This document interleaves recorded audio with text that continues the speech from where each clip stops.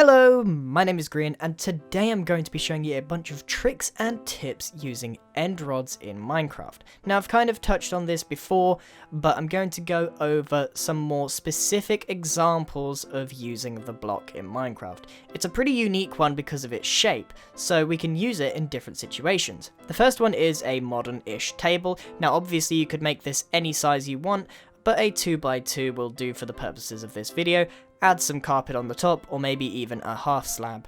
Next up we have one that I've shown you before, and it's the use of end rods on a chandelier. I don't know what the technical term is for these things that dangle down, but let's pretend they're just crystals or glass or whatever, and they make a pretty good decorative tool, and then you can just hang the chandelier from the ceiling using any block you want really, but a fence will do the trick for the purposes of this video.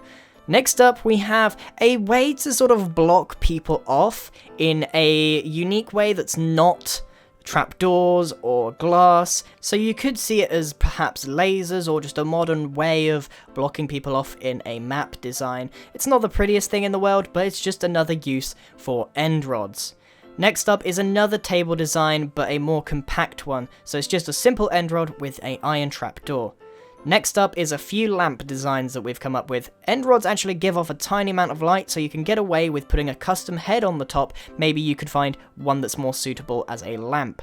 So there is a glowstone one, and my personal favourite, the sea lantern. But the real benefit of using end rods in these situations is they don't connect themselves to the walls around them, and any interior designer will know this struggle. The end rods stand alone and produce light, so they are ideal for lamps.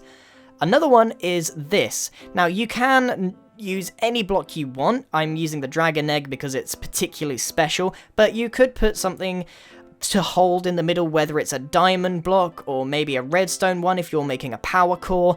It looks like a laser beam without being a laser beam, so it's a good way of holding something special there. Next up is a use in a bathroom situation.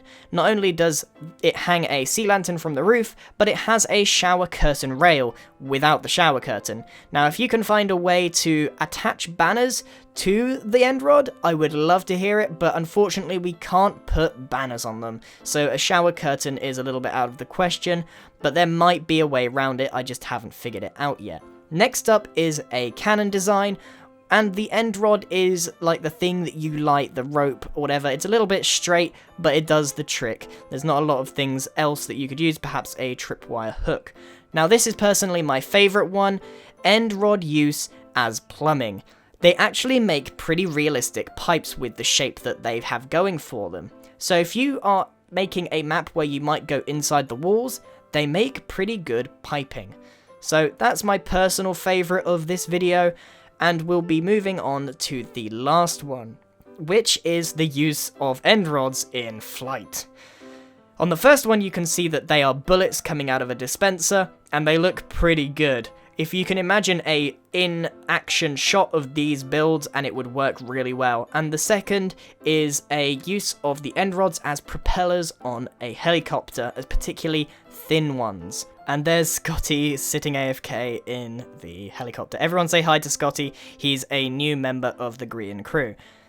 Anyway, that's kind of it for this video. I know it was incredibly short, but it doesn't take long to show you the uses of the end rod, even though there was well over 10 of them. Anyway, thank you very much for watching. If you've made it to the end of this short video, please let me know in the comments. And thank you very much for watching.